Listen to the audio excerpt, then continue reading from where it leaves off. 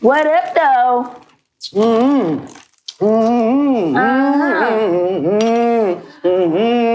We're back. We're back. We're back again. Yeah, man. Countries on level 3, and I can already tell because siyashuta namhlanje, and both my ladies have had a wonderful time. Thank you, President. Yes, thank you, Kakulu President, and the people that were with them at the party. And since we live vicariously through Cosmo and our guest today, Nikki Newlands, we're gonna find out exactly how was it being out there during the festivities. Let me know.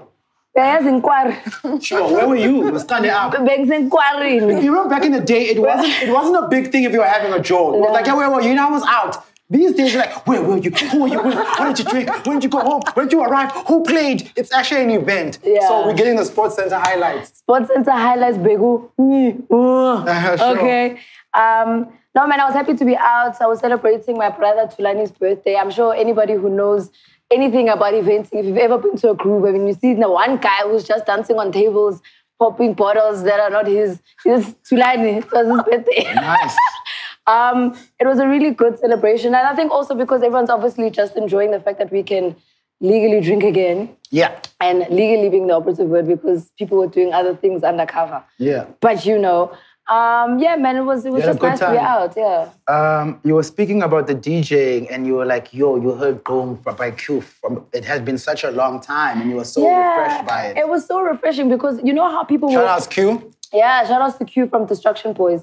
Especially because you know how people have this persona that like only one genre can exist at a time. And it's like, Boom is now dead. Piano's in. And it's like, but guys, I really feel like everything can coexist. Yeah. Because obviously I was at a party, yes. Well, at these days, when you go to Groove, you're going to hear 80% piano, which is fine because, I mean, that's what the temperature is right now. You know what I mean? But when that drum set came in, Q was boom. Everybody was just like, oh my God, which one is this one again? And it just reminded people how dope Boom is. And I think that's exactly what we needed. We needed that reminder. So shout outs to Q from Destruction Boys. It was fire. Those are the Sports Center highlights from Kazi. And now we're going straight to the West Coast with Nikki Newlands. She'll tell us how LA is doing. So Nick, where were you? Listen, the streets are hot. I was out gigging yesterday. I had like 2 shows. So I started off in Bram. You know, Bram's always a vibe. Yeah. You know? Where were you playing in Bram? At Great Dane. Sure. Yeah, that was hot. Nice. It was falling. I'm sure, man. People missed that. It was lit. And when did yours start? What time? It starts so early, man. Everything starts so early. You know, you got to be at the house at like 2. You know, sets start at 6 now. Yeah. 5, 6. 7, 8 p.m. That's the main set now of the night because you know curfew's at 9. And 9 o'clock you guys are out. Okay, you had a good time as well? Listen. Yeah, the ladies are fragile. Fragile. We don't use the word hanging when you're talking about ladies. No. You know, they fragile. I like that one, Cosmo. So let's go straight to some big things that have happened. Whoa. Sorry. Let's also just introduce Miss Nikki Newlands. Nikki Newlands, my bad. Before we run into things. Right. Sure. That's all right. Our guest for today, Miss Nikki Newlands. Miss Nikki, Trap Money, Nikki. What's good? What's good? What was happening? Where are you from? I'm from Durban. I can hear by the accent and that's why I asked. Yes, Yeah. no, She's actually from Newlands. You know, one person actually asked me, they're like, is Nikki's name Nikki Newlands because she's from Newlands? I said, yes. And they were hacked because they thought it was a joke. No. But it's actually real. It's a real thing. No, it's a real thing. When did you arrive in Joburg and how have you been finding your feet? About, say, 2014. That's quite a while. Yeah, no, I've been here, you know, been hustling, been, you know, from the bottom, started from the bottom, now we're here, you know. I was to be a waitress and to serve all you guys, you just didn't know me. You didn't know me, you know. Where were you serving? I used to work at the Sands and then I used to work at Definitely. And then I worked at Icon when Icon was still in Definitely.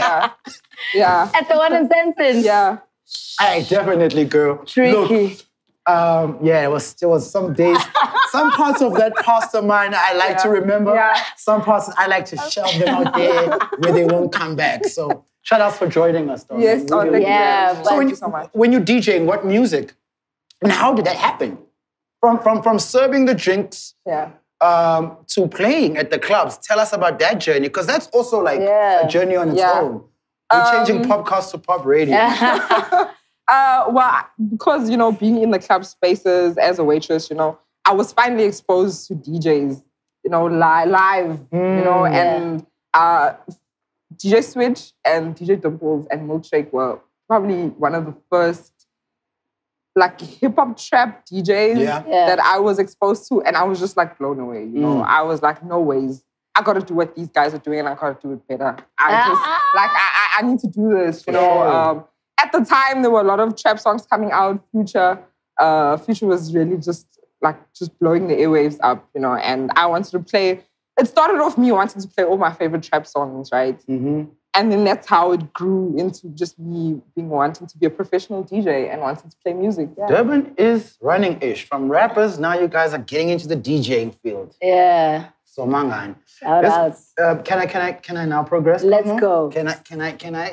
You're allowed. Let's talk about, the industry has been suffering, and it's crazy to talk about the summers when South African music and entertainment has been the most shunned throughout this time of COVID. Yeah. Yet it's still something that moves people, and they can still want to have summer awards. Because from the summer awards, someone's getting paid, but the musicians that are being awarded have not even been looked after. Yeah. Do you know what I mean? And I digress, but in the same vein of talking about musicians not being looked after, you look at what happened with Sampro or Sampro. Yeah. Once again, talking about they're going to take SABC to court for more than 250 million for music, unpaid music royalties, right? With all these institutions not handling the musician, they still want to have awards. It's kind of funny to me, but either way, for fans and for music's sake, I'm glad, because I know that the musicians have something to look forward to. Yeah, So let's talk about the summers. They played on SBC One. Buntle and Lawrence Maleka were actually hosting. Okay. Shout outs to Buntle. She's definitely been growing within the presenting space. Yeah. And for her to actually present it with Lawrence was also just brilliant, because remember they were on that TV show together. Yeah, they were on 808 together. So I think from going to that to actually doing such a big show like the Summers for them was really awesome. That's crazy for me. See, again, it's crazy because you know how these companies are when it comes to personalities and where personalities have lived. Yeah. For the fact that they would hire people that were on an ETV show or an SABC show when they have SABC people that do music. But I think it was just broadcast. You must remember that the Summers are also run by Risa. So that company and that events company are the ones that kind of decided. Wasn't necessary. I don't know if it was an SABC headed show. I don't think it is. I don't think they have. I don't think they have that much pull right now because of where they are as a company. Definitely. I think they take whatever they can get. Yeah. But just back in the day, that would have been unheard of. Yeah, I hear you. It just means there's some loosening of hinges. But let's go through the winners. Yeah. Was there anyone you wanted to win specifically? Not just hip hop, but Nah. It's, as you said, it is pretty much of a weird time. And I think that even with the lockdown, our listening, what we listen to as individuals has changed. You know? I don't think the mainstream and what's happening on the mainstream is what's defining our personal music taste. For real? Yeah. I think even musicians have changed, as we'll get along to that. Yeah. Guys have also changed what they're recording. Yeah, a lot of people are definitely dabbling in different types of genres. Oh, you're talking about Reason here? Everybody. Reason, I'm just asking. Stilo, everybody. There's a lot going on in the music. Zulu, Makhathini, everybody. Mopoiti, Reason. I mean, everybody. There's nothing wrong with dabbling. I think you're right. Nothing. Because also with the lockdown, we've had a chance to kind of look at things creatively and kind of see where we dabble, where we play around with the music. I'm excited for those said musicians who are, just going out of their structures of their genres, because I especially feel like hip-hop in South Africa, the hip-hop artists are so rigid. They're so stuck. They're so stuck. Even the fans are just so stuck. Everybody's so stuck in that genre, If you do something that's a bit more pop, or you do something that's a bit more Afro, everybody's trying to fight you. The fans are trying to fight you. It's more people in the genre, to be honest. It's more people in the genre that are trying to fight you. I feel like it's a rigid genre with no sense of movement, no sense of like people are not trying to explore, express themselves as much as they should. So I'm excited for them. I love what Reason did, personally. Yeah. I love what Reason did. I'm waiting to see, even the whole alter ego thing, you know, I'm waiting to see other artists and how they can just take a step back, not take a step back from hip-hop, but, you know, borrow from other genres. Yes. And, you know, maybe take it back to hip-hop and turn hip-hop around and give to hip-hop something that it doesn't have. Because, because like, I don't know, I just don't want people to... It is a little stiff. I hear you on that. And sometimes something needs to fall apart so that it can kind of pull itself up again. I hear you. All right, so shout outs to some of the winners. Yeah. Big winners coming through for the Summers. Miss Prue, Price to Pay, Best Music Video. Nice. Shout out, and I think that's her first song. You and Miss Prue have a very like similar face. Nothing. You lie. Nothing, but okay. But I mean, this contouring is all the same. No. It's like saying all black people look the same. Bro. You guys got something. No, not all female teachers look the same. No. That's what he's running with. No, that's not what it is. But shout out to Miss Prue. Yeah, I love that song. I absolutely people love that song. Yeah, the people really love that song. And I think also coming through from a Black Diamond perspective, they also kind of, you know. What's happening with them? You know, this is the thing about South African music, is like guys come in for the trajectory that I usually see. Yeah. A kid comes in on a feature from a well-known guy. And then people trace back, oh, he had a dope single, but it wasn't that blown up. Then he does another single, then he blows up. Then probably releases an album or whatever, and then fatalala. You just don't hear anything. Yeah. They don't, even with albums, guys don't know what it is to do post-album push. Yeah. Like guys just do the album, then they do the, now we have, shout outs to everybody that made it happen like this. Now we have a ring of interviews you can hit when you want to push-ish, you know? And once a kid does those ring of interviews, then it's just quiet. Yeah. Guys don't know how to stretch their marketing outside of that single or that album dropping. Yeah. You know what I mean? And again, with Black Diamond, it's like, damn, boys, you guys were hot without doing a lot of interviews, without trying... Literally just music. Just music. And then, fadalala. You know what I mean? I just don't get it, but it happens a lot. Yeah. It does. It also happened with Blackie. No. After, is it post-album? Listen, I was at my first day out, which was on Thursday, my first night out back into, since regulations have been eased up. I saw Blackie perform. No. I'm not talking about performances. I'm talking about marketing. Okay. Yeah. You know what I mean? A performance is different from marketing. Do you understand what I'm saying? I hear you, but you performing and going around and being at different venues is also a form of marketing. Yes, but it's not what I'm talking about. Okay. You know what I mean? He's talking about the actual strategy behind the album. What else? You know that in marketing they have something called post-sales, right? Yes. That's what I'm talking about. Okay. Not performances. Yeah. You understand? Yeah. A strategy, just like they have for before the sales and the albums are, you performing is really, to be honest, is you getting your money outside of radio, because that's where the artist gets most of their money. True. So, and often artists performs, it's really not advisable for them to chill with their fans. Do you know what I mean? Most artists perform, they chill, want to get the drinks, and then they leave, which I wouldn't consider that marketing. I want ways and means of still, as an artist, being in the people's minds and eyes and getting those people that haven't heard the song, that are not into the genre. We're really good at selling to the people already in the circle. We're not good at expanding it. Yeah. So that's what post-sales do, the expansion of the circle. You know what I mean? And that's what doesn't happen. And I hear you on that, especially because we're also at a time where people are consuming things very quickly. And it also kind of feels a little dated by the time somebody wants to push a second single from the album. And it's like, but we've heard the album, give us something else. So it's also like, how do you strategize to then kind of give it legs outside of that? So I hear you. You just need to kind of think of different ways to kind of do things. How else do you skin the cat? You know what I mean? Showcase. It is what it is. Shout out to Miss Prue. Yeah, man. Cosmo's twin, neology. Anyway, Also, a big win coming through for Kabza De Small. We have to note that, obviously, coming through with 4 wins. 4. He was nominated for 6, and he took home 4 of those awards. Shout out Kabza, man. Yeah. Like, best male artist, best duo with Maphorisa, obviously. Also got Album of the Year for Once Upon a Time in Lockdown. They definitely held us down. What a nice title. They held us down during lockdown, what a nice title. Lie. I love it. He also got Best Amapiano Album also for Scorpion Kings with Maphorisa. So shout out to Maphorisa as well.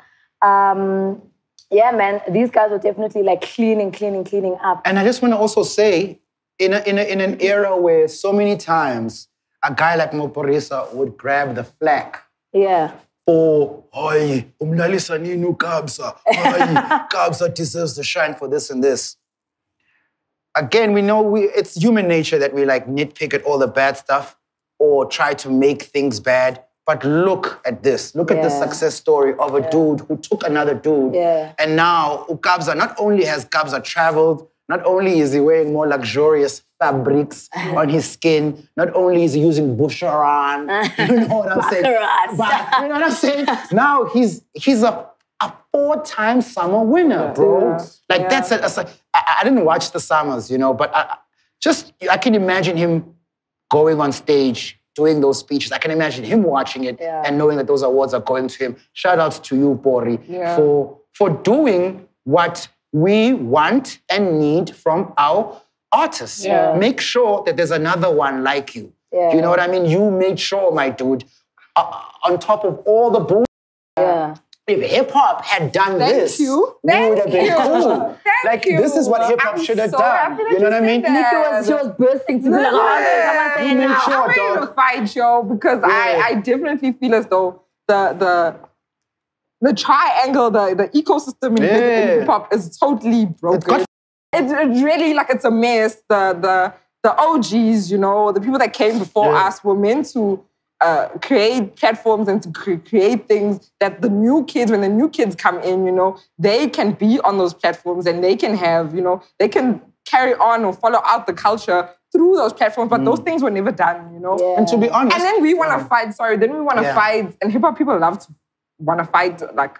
always finding a reason to platforms, argue. You know? Ooh, why aren't they putting so many hip-hop DJs on this show? Or why are they not putting hip-hop artists? The show is so house, it's so piano, they're trying to kill hip-hop. No, guys, we just didn't create anything in the culture for it to live on so that the new kids... I mean, KO's trying to do that now. Yeah.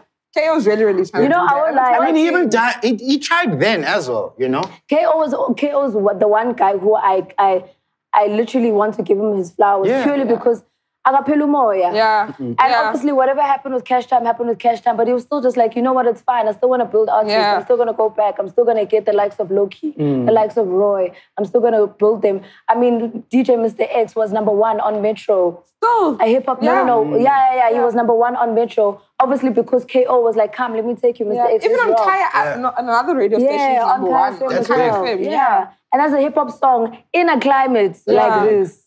You know what I mean? What's the song by Mr. X? Asambe. Nice. It's featuring KO. It's got Casper Nyovus. It's got Loki on the tune. So shout out. Like, I really think there are some people who are trying to obviously pass the baton, but not a lot of people are doing it. And that's what I think you're kind of lending it to. And so shout out to Pori, you're right. Because you also got Kabza at a time where Kabza was actually really hot, like in the beginning. Like people were just like, who's this guy? He's doing a lot with the piano thing.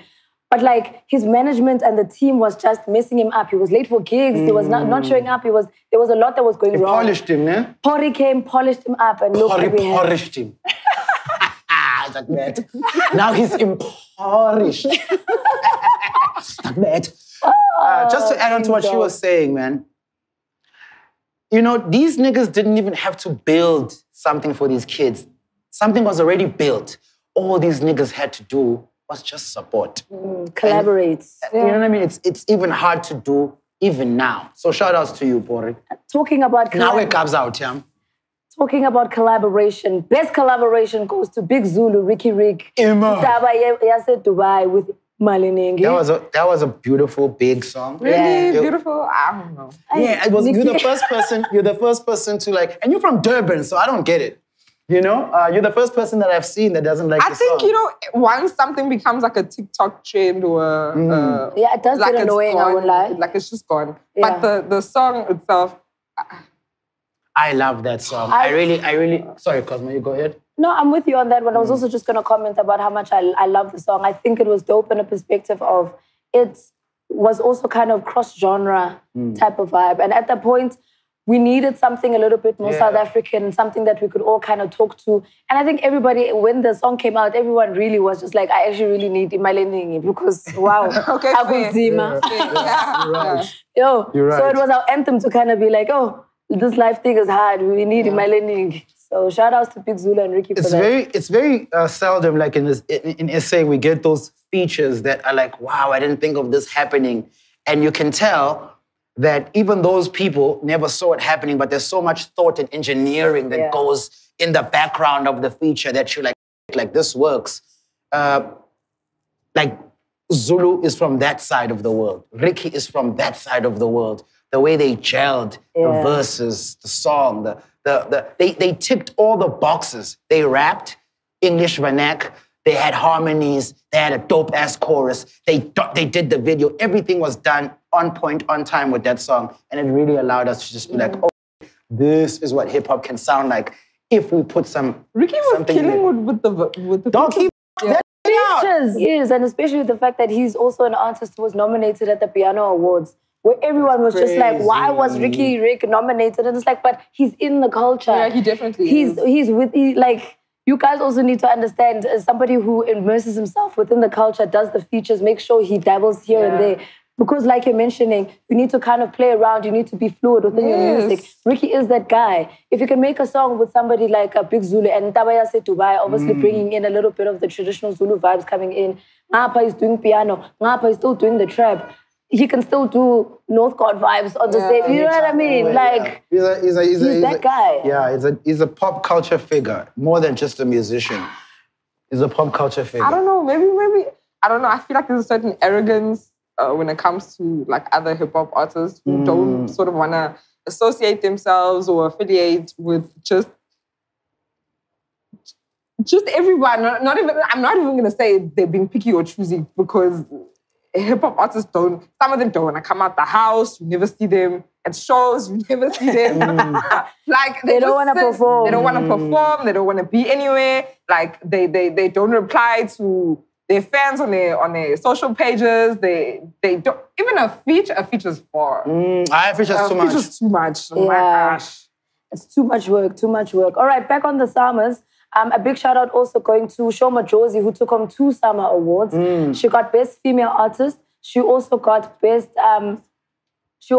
Traditional Artist. I think it was a traditional album for her album. But yeah, shout outs to Shoma Josie. She got Best Female as well as Best Traditional Album. I think it's amazing for her, especially because she's also kind of put herself in a position where she wants to be a global artist. Yeah. And it speaks to the music constantly as well. Shout outs for the traditional segment being able to go outside of their comfort zone and award. Because what is traditional going to sound like for 2021?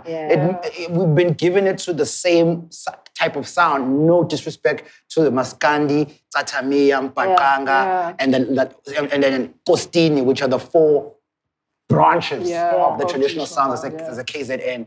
I love that they were able to go, and even, like, look, maybe they might be. Maybe I haven't seen them on Twitter, but there's no Maskandi or Costine person going, Shoma Josie doesn't deserve this. Do you get what I'm saying? Which would probably happen in hip-hop. Yeah. You know? But no one has said it.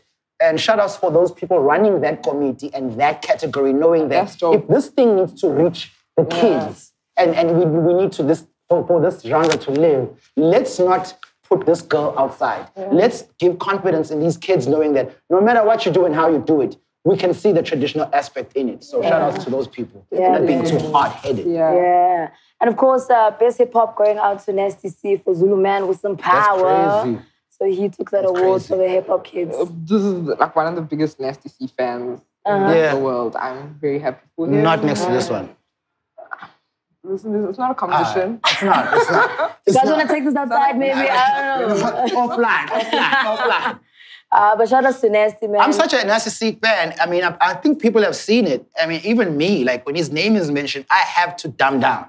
I don't speak. I don't say anything anymore because I'm just like, when you are a fan of someone who puts out work and constantly, even in the midst of talking, does what they're supposed to do and you can see it, you don't have to defend someone like that. You don't constantly have to like say, it's beautiful when, as a fan, your artist gives you enough reason to shut up because they're working that hard. Yeah. So shout outs to all the winners for the Summer Awards. Albeit it was virtual, obviously, so I don't think a lot of people got to go into a podium and make a speech. I think it's still dope to still get the recognition, especially at a time where music is literally what's carrying our emotions right now. Because did Master KG win anything? He did. Sorry, I forgot to mention he did. He got an internet. Master KG. No, it happens. It happens.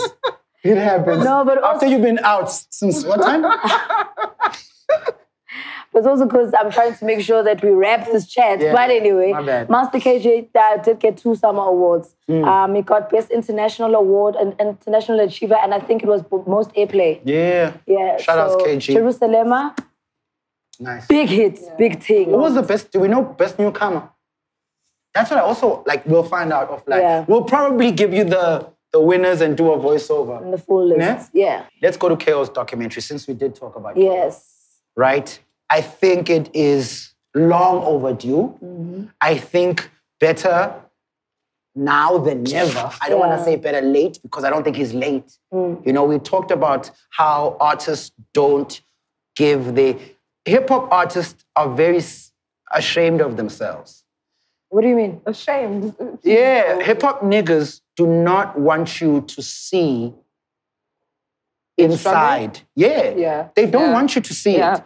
Whether it be a personal character struggle or it be where I'm from. They don't want you to see that. And that's why it also affects the fans. Because the fans and the kids coming up, we talked about this last week, when they show you who they are, you immediately grab them at their success point. You see them in the car, in the jewelry. They never show you way back because their idols haven't showed you way back because their idols are like, I don't want you guys to see me like that. Do you feel me? Yeah. So, and that's another thing. The dudes in the game, and what I've realized about hip-hop is, my niggas, no one is gonna get up in interviews and say, it's because of you that I'm doing this. This I have come to like accept about South African hip-hop. These guys and girls won't get on interviews and say, I saw this from who first and then I did it. This person did this and then it's not gonna happen. But don't for a second think that it's not happening. Do you get what I'm saying? Just because someone is not gonna get up on an interview and say, you're the reason, don't think you're not. Do you get what I'm saying? I hear and you. a lot of shit in SA hip-hop, and that's why a lot of niggas in SA hip-hop and people that are in the forefront have a disconnect with their audience. Because they feel like, you're not gonna give back to me. I don't want to be around you. I don't want to be where you are because it's almost like you only love me to bring me down. You don't love me to exalt me. You don't love me to uphold me. You just love me because I give you something to trample. Hey, it's tricky. But nonetheless, the documentary is something that he's still kind of chatting about. He did tweet about the fact that he's got something in the works for the new album that he's going to be dropping. And then I think he wants to do a documentary on his whole life and his entire career. It's time. That, I think, is something that's going to be revered. And I think we really need to support him when it does come out. It's time. I do think it's something that South African artists also need to look into documenting their lives, because we've spoken about documenting how things kind of come together, because people learn from these stories. Like I was watching the Meek Mill documentary the other day, and you just like, there's so many things that happen to him that you actually don't realize, but you only hear it from the horse's mouth when he tells the stories. And you're like, Meek has gone through the most, you know what I mean? So those are the types of things, the history that's going to be documented through these things is what we need to hear and what we need to see so we can learn from it as well. How do we shape the culture? Why is KO where he is today? Why do we need to look at his moves? Because he is this guy who opened these doors. So I think it's an amazing thing, and I really can't wait to watch it. I think it would be dope to hear what actually happened if he adds some like cast time. He always speaks about it, I know. He doesn't shy away from it at all. I think because too many people ask him about it. So I think he's gotten to a point where he's like, dude, it's a big thing. We need to speak about it. We can't shy away. Yeah. But it would be dope to kind of get more detail. As opposed to just the PR answer that you'll give us on like an interview or whatever the case may be. Because we can't keep watching the docu's. The docu's in America, they're great. But to inform my movement in South Africa by constantly watching docus in America when there are South Africans who've contributed to changing the way I think and their story isn't told isn't nice. I can't keep watching an American dude, and because this is what you have to do. You watch American guys and you constantly have to now translate it into a language and a mode that's going to fit SA. Because our SA guys aren't sitting on those chairs and telling that story. So the South African kid can go, oh, damn. And once this doesn't happen, you can only improve on a design when there is a design in front of it. So my niggas in South African hip-hop, you've done so much and you are the design that is in front of these kids. Be okay with these kids improving on your design. Don't feel like you have to be the man forever. And you will be the man forever, because without you as a building block of what happened, we wouldn't be here now. But a lot of niggas in the game feel like, I don't want it to go past me. I don't want it to get bigger than what I did. But nothing progresses like that. America Entertainment is there because Puffy mentored Usher, mentored Pharrell, and a slew of other people that lived in his house. Then things can go, then Pharrell can go, so Puffy, you made the wrong deal 10 years in. I can correct that 2 years in, 5 years in. This is how progresses. But if you're gonna keep all that, that's what's gonna make us keep running on treadmills like we are right now. Yeah, we're never gonna progress. We're always just gonna be a little bit stagnant. Be okay with you not being the man. And I really hope like he's 100% honest in a lot of the documentaries, like you're mentioning, obviously outside of the mistakes. But I just think we want to see that personal essence gonna come through on the documentary. So I think it's really gonna be a good watch. And I think a lot of artists also need to kind of get into that space of, Porisa, DJ Pori and Kabza. We need a documentary. Definitely. We needed one for AKA, to be quite honest. Like, we needed one. Yo, when you mention that name, 2017 AKA. my heart gets cut. AKA. We needed a documentary for that dream group. We needed a documentary for all of that, But like, hey, man. Shoma Josie needs a docu. Definitely. Focalistic. Did Focalistic win a summer? No. And Foca has been out the country for like 6 months. I don't know. No. Focalistic did not win a summer. Nah. But like, don't you also need to? I think it's a timely thing also when your songs are released. They fuck off your time. When you submit. We're talking about time. It's Focalistic's time. But he also needed to submit. Did he submit? Yeah, that's a big question. Because if they don't submit, they don't get... He has an album. He has an album, yes. Didn't the album get released during the times? But did he submit is the question. Oh, I get you. Because you have to submit to be nominated. I get you. Is he signed to a major? He's independent. 18 area. He's independent. Okay, thank God. Yo, Focalist, no. But talking about what you were saying about how these guys were mentored by Puffy and they lived in his house, that's sort of like what Pori is also doing. Outside of him working with Kabza, the likes of Daliwonga, the likes of Vino Miller, all those piano Zinga kids. was in there for a minute. Yeah, Shasha also, all those people, if they didn't have a place to stay, they could stay. They could stay at Pori's house. They could work on the music. And some others make it, and some money don't. And move out. Exactly. But it's that process of building artists. You know what I mean? Sure, Pori. So we really need that. What's Pori's label called? Black Boy Music. Entertainment. Yeah, Black Boy Music. Yeah. Shout out to Pori. All right. Also, we just needed to mention, also from an entertainment perspective, somebody who was also passing the baton. Unfortunately, we do have to say R.I.P. to Shauna Ferguson. I think that was the most painful one for all of us. Like, COVID, came to literally tear us apart. I don't know what's going on. As I was saying when I came in, like it's a weird time right now, like the country's open, we're back to grooving, we're back to, waking up with hangovers and everything. But people are dying, People are literally, like, it's a real thing. It's crazy. And I think what really struck my heart, I think, with watching a lot of the dedications on social media was seeing how many lives he had touched. Yeah. Not only just viewers, but how many careers he created through Ferguson Films. Yeah. And I don't think we understand how big Ferguson Films is for a country like South Africa, where we need independent companies to actually build careers the way that they have. And like even when Boiti posted, and I was like, I forgot she was even on Rockville. Yeah. A lot of people, you know what I Dando, mean? you gave me my first shot, you know, you believed Mini in Dlamini, me. so many people. Gail Mavelani also was just like, oh my gosh. And to look at the type of actress she is now from where she was when she was on Rockville, it's huge. And you see the leaps and bounds that they made through their company. And it's just so sad, man, because you could see there was still so much more he was going to do. There was still, he's young, 47. At such a young age. Gosh, for Connie, man, I'm thinking about, because they were like this, bro. You know, they were like this, you know.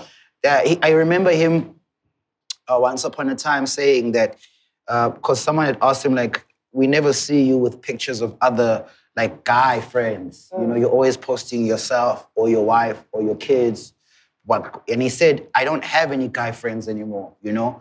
The older I got, the more I realized, like, all that matters was my wife and my kids. You know? And that really happens when you get older. Like, I have shed, like, a weight of friends, because you just realize that you're much more happier when you're chilling by yourself and with the ones that you really care about, you know? It was also good because a lot of people spoke so well about him from different spheres, not only about his acting, not only about Ferguson Films, but also as a person, as a character, as a family man, how he epitomized a really great relationship, a really great marriage, where people can look to them and say you can still have a long-lasting, loving marriage and be public about it and not feel like you need to hide how you love your wife. So, yo, Sean, that dog, respect, man. Respect. It's so sad. Yo, I think everyone's touched, from the viewers to the people. And I guess also because he was such a healthy-looking individual, I think people are also touched by the fact that a lot of people are skeptical about this disease, but now they're like, damn, if this nigga looks this good, is this healthy, what does it mean? It's tricky, because a friend of mine also was just like, dude, when she had caught COVID, she was just like, dude, I'm healthy. Like, she runs, she goes to the gym. Like, she's relatively, like, a fit person. And she says it depleted her. So you can't even say, go to, you know how Switch said he called himself a cockroach? He said, he'll forever live. And I'm like, okay, sharp. Switch's energy still floating on the camera. And I'm just like, okay, sharp, you can have that arrogance about it until it hits you. So please be careful, please be safe, guys. Like, just watch where you're going. This disease is definitely serious. All right, moving on also to a conversation that we saw on social media, which I wanted to kind of understand a little bit more. And I think it's something that needs a little bit more research, where Cape Town City had used Mayo for an advert of theirs. And Speedsta was like, how, guys, royalties? Dololo. Gemini was also just like, how? Because he had produced the beat. Obviously, that's what they used. They played the beat out for them to actually use it for the advert. Was the advert playing on television or? Social media. Social media. Okay. But it was replayed. Similar to what happened with Cuesta, with the BMW. with that advert, where they had replayed the Spirit song as well. And I think it also happened with Fenty for Busiswa as well, where they used her, an ad-lib of her voice, I think it was. Anyway, what I'm trying to get to is, what are the legalities around this? Because a lot of conversation that was happening also on social was the fact that this is a legal trade where people can just replay a song and use it for something as big as an advert. And it's like, but it's not an original song. So how is it that you're able to get away with this legally, not at a time where South African artists are struggling for money? And I get it, like they're taking the shortcut because they don't want to pay the artist. But why is that allowed? Exactly. I'm with you, cause I don't give a fuck whether it's legal, because they also use these jargons. You know, the other problem is that the whole shit is written in English. They've got these terms like interpolation. They always have this term when you're talking about publishing, and you can replay and recompose, remove certain strings and make an interpolation or a variation. They use these big ass terms. But for me, I really don't care and I don't give a fuck. You wouldn't have this idea of having the song in this advert if I had not created the song. Yeah. Whether you interpolate it, whether you reconstruct it, whether you recompose it, whether you add or remove, the original idea is there. It's almost like patent law. Yeah. You know, it's a patent. I patent the sound. So therefore, no matter what, you have to pay. And the industry is structured in a way where the companies have had years to get their front yards together because they knew what they were coming to do. The artists, not so much yet. We're still scrambling to get things right from 20, 30 years ago. You know what I'm saying? And we're going to need people who are going to enter this place and clean this up for us. But I don't care anymore. It shouldn't be allowed. If your thing has a hint of my thing, you must pay me. Yeah, 1000%. And I get, and the thing is, when it comes to music, like you're mentioning, there's a lot of jargons, there's a lot of rules and regulations, there's ways things can be manipulated, especially like, for instance, if you're sampling a song or whatever the case may be. But if you're allowed to, if you sample a specific song from an older song, you need to pay that person because it's their original sound. So why is that not the same case with this thing about replaying? Because if I'm able to replay something exactly the way that it sounds, just because I replayed it on a chord and I changed one melody or I changed one chord or something like that, why is that allowed? But then when I'm remaking a song, I have to give all my publishing to the original artist.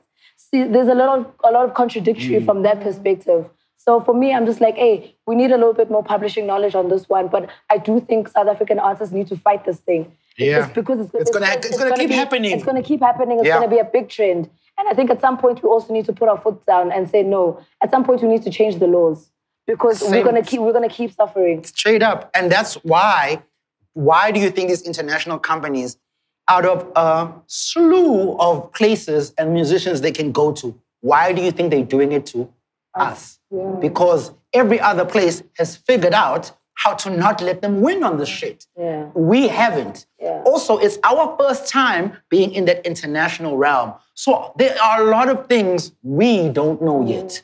We've only been used to dealing with our borders. Yeah. Now, because so much international, and this is across the board. This goes from talent, musicians, designers, everybody involved in this field. Internationally, you are in very new waters, and we don't know the laws yet. That's why they are coming here. Because they're like, okay, I haven't figured it out over there. Yeah, don't go to the States, don't go to Europe. Yo, how's Patana? Go down there. Go down there. Go straight to the bottom. So as much as we, I think artist-wise, we've got a lot of people. We just need to balance the scales with people behind the art movements. You know? We definitely need to work on it, 100%. Another thing I wanted to talk about was, I mean, we did talk about it earlier. Should we revisit it? Audio Mark saying that hip-hop is not moving because people are not... I don't think we should go there. We have. We kind of have. Well, we do. He mentioned that that hip-hop is not working together. Yeah. I feel like we need to do an entire show on like, if you want to talk about hip hop, like an entire show just like dedicated to all the little, not even little, the big problems. You know, people don't want to work together. It's just egos are running the show.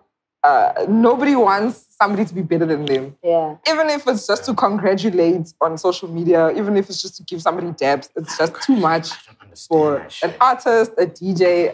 It's just... How do you guys feel about that climate kind of being created for the kids? Because you can imagine that a lot of this animosity and jealousy and not working with each other and he said, she said, whatever, is also kind of stemming from the legends in the game, the OGs, the people who've been doing this hip-hop thing. Now kids are coming in and they're like, yo, man, I just want to rap. And fine, they're going to come in and just want to rap. And they're like, it's too hot here. Me, I'm just going to move now. We're not creating a sustainable place for them to want to stay. Yeah. I feel a certain way about that. And I like that you mentioned the fact that our OGs, blah, blah. And guys, sorry, man. Some shit you're just going to have to own. because that's what it is. It might seem like these kids don't care. It might seem like these kids are not influenced and affected. Yeah. But they are kids. Yeah.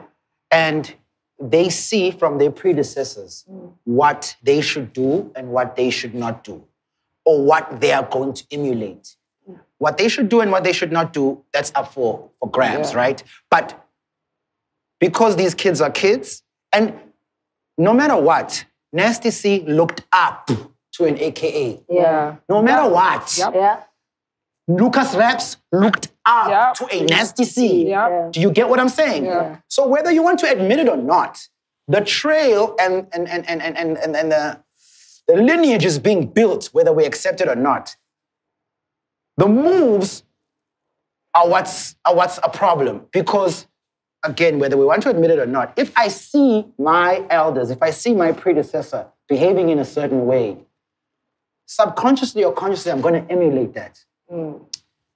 What I mean is, I promise you, had Casper and AKA just reached a consensus and made something that kids can go, oh, okay, you'd find a lot more kids working together. But I think with the new movement, then they're not like the older generation. The new kids are working together. They're featuring on each other's songs. Yeah. They're doing lives together. You know, when one person drops, they're showing love. They're like, okay, my boy's dropping today. We used to have a culture of that back in the day. When somebody drops, everybody is coming in to support and say, okay, Spanban is dropping today. This is what we're talking about. Go through, listen to his stuff, you know.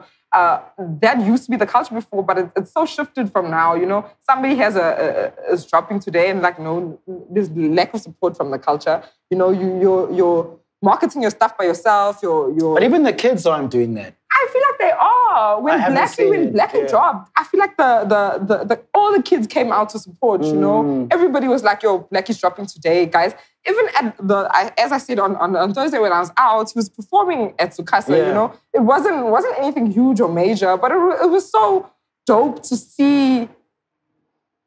It's been a while since I've seen hip-hop performances also. Sure. Like we don't get that anymore, you know. It's especially with just COVID and stuff, hip-hop artists are now not even leaving the house.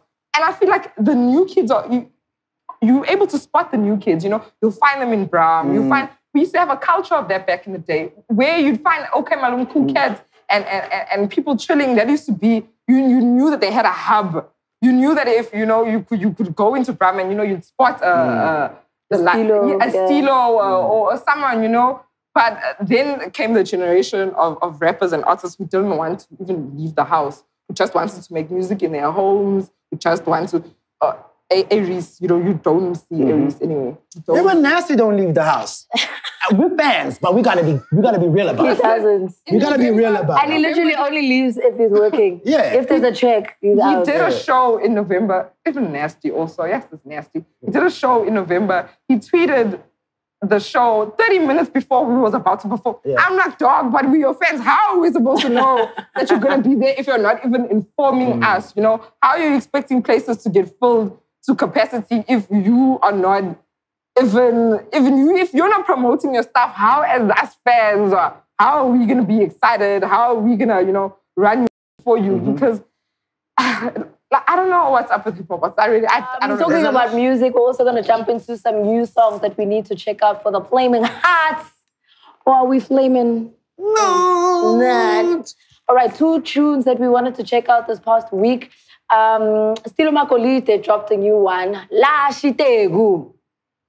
So the thing is about Stilo, I remember when I interviewed him about his album Infinite Melanin, and when I was listening to the album, even just like playing some of the songs out on air, I could hear like he was taking a different direction with the music. He was playing around with different sounds. He had a Bakanga song there. He had some features. Also had a Ntabayasi Dubai feature on the album. And you could see he was just like, okay, I love this hip-hop thing, but I'm also trying to like, you know, see where else my feet can kind of land. And I think that's what he was trying to do with this tune as well, Lashi. And it was just so, I think it was also weird because Stilo has a distinct sound, like when his voice, when you hear him. I couldn't hear that sound with the song. I was like, what's happening? Is this really Stilo? Is there a feature? I remember us playing it here. You were like, who's this? Yeah. So for me, I like the element of surprise. Because sometimes I also feel like artists tend to box themselves to be like, this is the type of artist I am. I must stay in this box no matter what my true fans want me to be this guy. I like that he experiments because Stilo is that guy. One moment he's got blonde hair, next minute he's got dreadlocks, next minute you don't know what's going on. He's not scared. You know what I mean? He's literally like, okay, let's rock with it. 1 minute he's doing gqom, next minute he's doing piano, next minute he's doing bakanga, next minute he's doing hip hop. I really enjoy that about Stilo because you never know what to expect. Yeah. And I think with this song, I also got a little bit of an element of, oh my gosh, what's happening? Specifically with this song, I think because I had more element of surprise, I was still just like, okay, what's going on? But again, I like it because I think I've become a fan of Stilo, the experimentalist. Sure. You know what I mean? Nice one. So shout out. Did you hear it? I heard it. I don't particularly. Could you even hear what he's saying? Is it a language thing? No.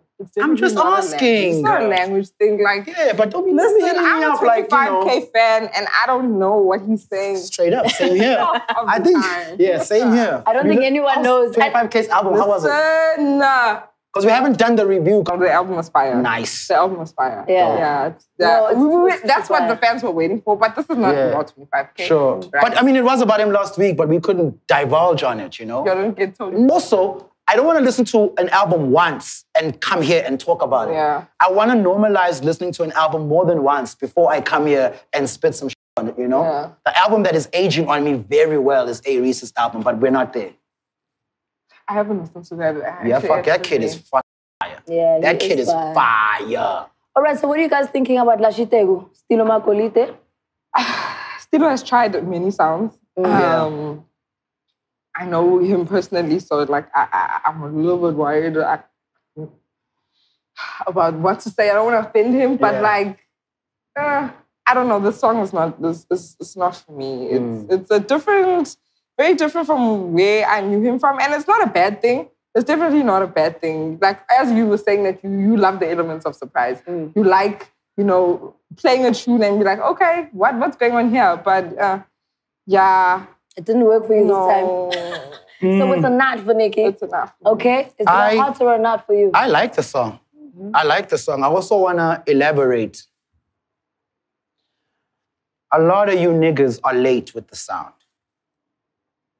A lot of you niggas are now going cultural, are now going roots. A lot of you niggas are late. And you're doing this now because of the climate and the fact that hip-hop is where it's at.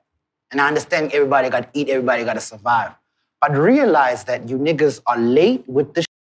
You guys should have been here 3 years, 4 years ago. But you didn't see it as an avenue. And another thing about you niggas is you always move at the last minute. You niggas don't want to pioneer anything. You niggas don't want to be the first to do it. But when it works, you want to go in and do it. A lot of you niggas are late with this shit, you know? Okay. Is that a Flamin Hot or a Flamin Not? I don't know. Anyway, moving on to the next tune. We do have Zulu Makhathini with his tune. Makhathini. Makhathini, not Makhathini. Anyway, Zulu Makhathini with his tune Lendlela coming off of his album Spirit. I was confused, yeah. Yeah. I was mad confused, yeah. I don't know what's going on with this song. Even when the song ended, I said, it's over. I said, but what was, I don't know. Maybe I'm trying to understand the direction. And again, the direction will maybe come when the whole project is out and I'll understand what's going on. I like the previous single. This one, I'm confused. Turbo Nights. I hate that he did this to us, to be honest.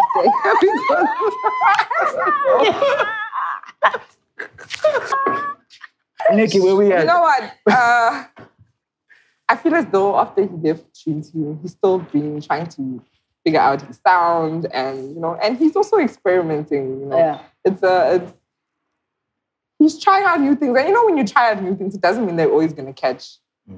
But at least And like even with when we were talking about Stilo, you know, the one thing Stilo doesn't suffer from is abantu mazotini. Yeah. He does not at all. Yeah. He does not give a damn, you know, and he just does. And I'm quite enjoying that from Makhathini, you know. I want him to try. He decided that he's leaving that group. So he must do now. He must make music. He must experiment. He must do different things. Fine. Eventually, a sound will catch. So I don't know. The tune is really not for my ear. I'm not gonna lie. It's not for my ear. But eventually, he'll figure it out, man. I've got hope. I like what you mentioned there. Firstly, Dash, no, it's not on my ear. And me, I'm going to be hard on you, ne? I'm going to be hard on you because you know, like, how much I really, really admire you and I felt like you were about to change this game. Before there was a Vinny, I really thought you were going to change this game. From, like, a presenter was going to be a musician and blah, blah. And on the windows of Macomments and Mr. Bryce. Like, I would have bet money on this kid, you know? But it happened the way it happened. I love what you said because I also feel that with all the new things that have happened in time, 2021, 2019, people have been forced to find new ways of being an artist. And I like when you said that people are in the beginning stages of finding their new flows. And it's going to take some time. I fully agree with you 1000%. And I just want to encourage niggas that you're going to hear a lot of, that's not the one. And that's what happens when you're going to run. You're going to crawl, you're going to trip, you're going to walk, you're going to stumble, but eventually you're going to be a runner and eventually you're going to be a sprinter and eventually you're going to be winning the sprinting race. You know what I mean? But it takes some time to develop, especially if you're an artist, man. Like, if you like a nigga trying to get money, you can do it easy. But if you're coming from an artist space and have something to say and you want to package it in a certain way, from the beats to the music to the dressing to the marketing and how you translate it to the audience, that takes a lot of time. But once you got it, it informs everything that you'll do afterwards. So shout outs, like you said, to niggas even trying to find another voice, trying to use another vocal cord, trying to use a different area of their brain, trying to use a different language to talk. It will take some time, but I applaud you for trying. Yeah. Just not this time. Anyway. We are thankful for the venue that has allowed us to shoot today. We are out at Mink Lounge in Deep Kloof, Soweto. Obviously, with the regulations being, eased a little bit, hopefully we'll be able to frequent this place. Are you going out tonight? No. Can't do that one. I'm going to see critical but stable.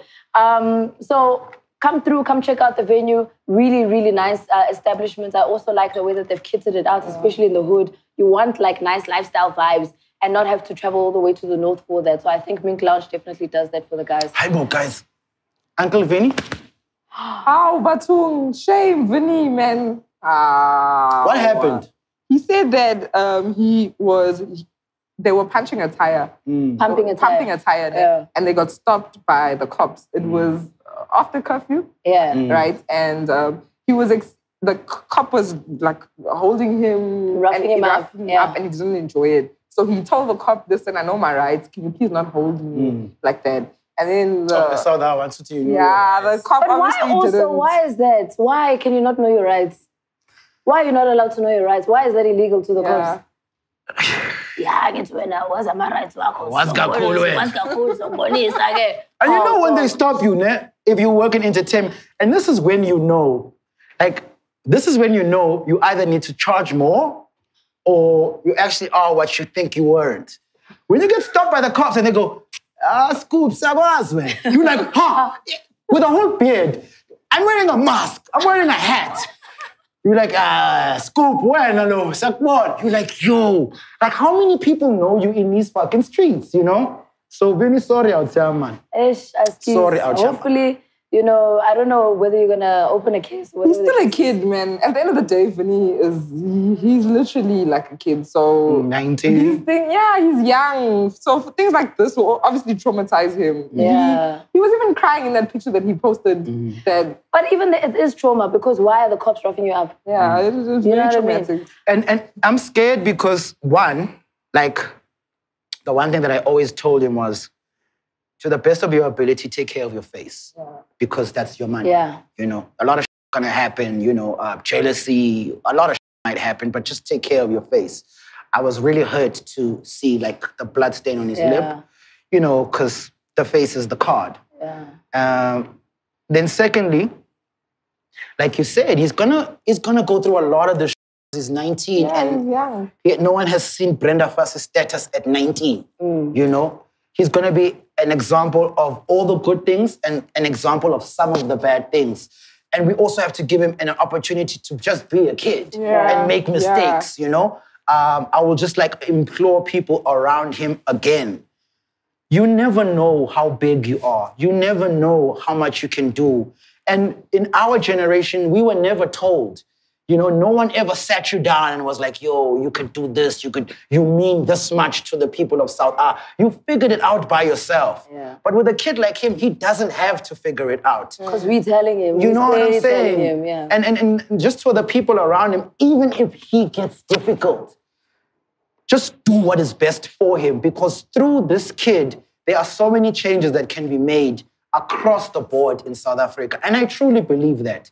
You know? So, yeah, man, just take care of the kid and Vinny, take care of yourself. Yeah, please. All right, so we're taking care of yourselves and taking care of everybody else. Thank you so much for joining us on this week's episode of POPcast. Please continue to subscribe. Please continue to comment. Please continue to watch us and enjoy the show. And of course, stay tuned because we still got Artscape and Real Views. Miss Nikki Newlands, thank you so much for joining us. Where can people follow you? Can you just open that thing quickly? Can you just thank you? I hope this is going to kill my hangover. Where are people? It will. Yeah. It really will. Where are people supposed to follow you on socials? After the tree. You don't want to tell them your social? You follow me, Nikki Newlands. That's on Instagram, Facebook, Twitter. Yeah, catch me. Shout out. Artscape, Real Views coming up.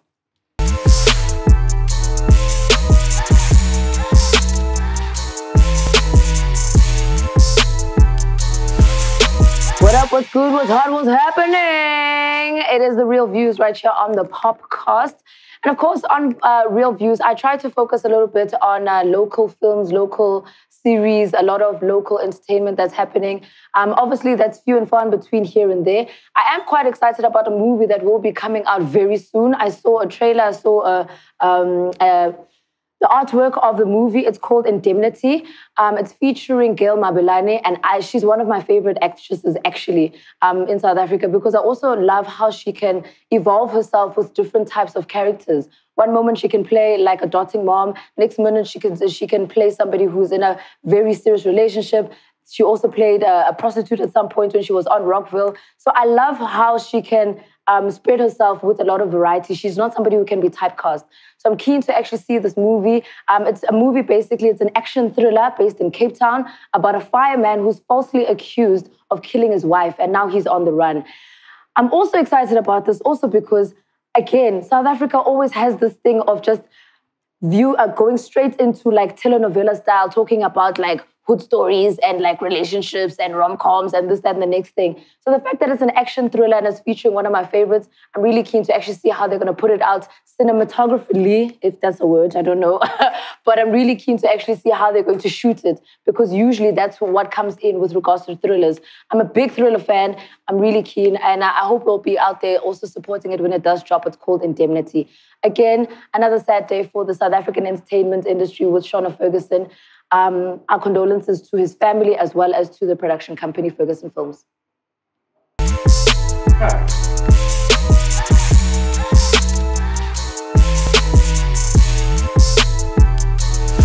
Kanjani bafethu? Sesifikele kwelo xesha sincokola ngezemizobo apha ku-POPcast.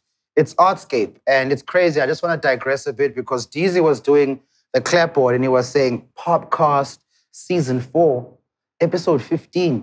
it's been such a long, drawn-out year with so many stops and starts. It feels like it's been longer episodes, but we're only on episode 15 of this season.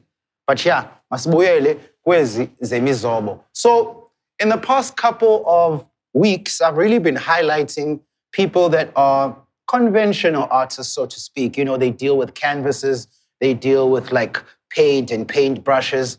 And I'm gonna take a little off-ramp off the highway, and I'm gonna talk about a guy, Kamalake, who Lendlela, and he is also an artist, and he does his art in the form of pottery. He's world famous for his pottery, very low key, Apa Mzansi, but he really is making his mark in the world, and a few people know him Apa Endlini. So a lot of attention is given to the painters, is given to the people that work with the canvases and the brushes and the oils, but not so much for our pottery people or our ceramics guys. So I just want to shout out Uput Lendlela for the amazing work that he does. And it starts off as sketches, and then it ends off as pottery. His pottery is also infused with deep cultural messages and is entrenched in heritage. So when you do have the chance, please check it out on his IG page. And that's it for Artscape this week. Lendlela. Yabong.